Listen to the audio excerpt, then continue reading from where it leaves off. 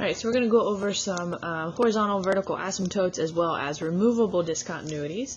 And this will kind of get us into not only some good review with factoring, but also into the limits as we start working on what these graphs are actually doing. So the first thing you want to look at over here, I've got the rules. If the top degree, so the biggest exponent, is larger than the bottom degree, it's going to plus or minus infinity. It's one or the other, not both. If the top degree is smaller than the bottom degree, it's always going to 0. And then if they're equal degrees, you've got to take the coefficients, and that's going to create your horizontal asymptote. Remember, vertical asymptotes are dealing just with the denominator. So we'll go through this one right here. We've got to factor it out, make it a little bit simpler. So I'm going to take an x out of the top. It's going to leave me something that I can still factor. Then on the bottom, I'm going to take -3 out. Make sure you remember to flip your signs. And then we're going to go ahead and factor these quadratics. So x minus 3, x plus 2, and then -3, x plus 3, x minus 2. Alright, at this stage, well, we should have backed up. My horizontal asymptote, I always find that without factoring. So we look at the degrees. The degree on the top is a 3, degree on the bottom is a 2. So the degree on top is greater than the bottom, so it's either going to infinity or negative infinity. This right here, if we look at the coefficients, that negative means it's going to negative infinity.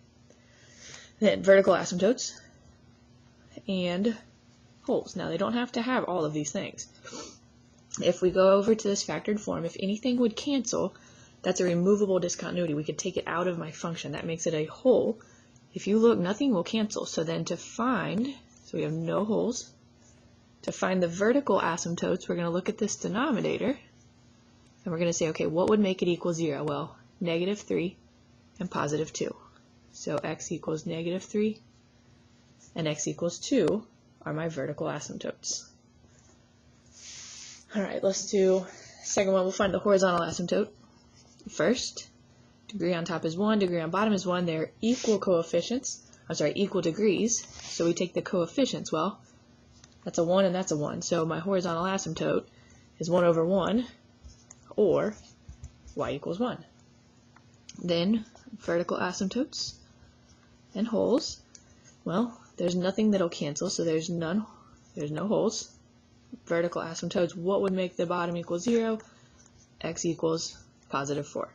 And if we were to think about this as a graph, which is kind of where we're headed, horizontal asymptote at 1, vertical asymptote at 4, my graph is going to be occurring somewhere around this region. So that's where we're looking at these, in case you're wondering what we're actually finding. We're not actually graphing right now, but we're just finding these pieces. Then, the last two. Top degree is 0, bottom degree is 2, top degree is smaller. So the horizontal asymptote is just y equals 0. Easy. Vertical and holes, well, nothing is going to cancel, I can tell you that, with the 1 on top. Let's go through and factor the denominator. Plus x minus 6.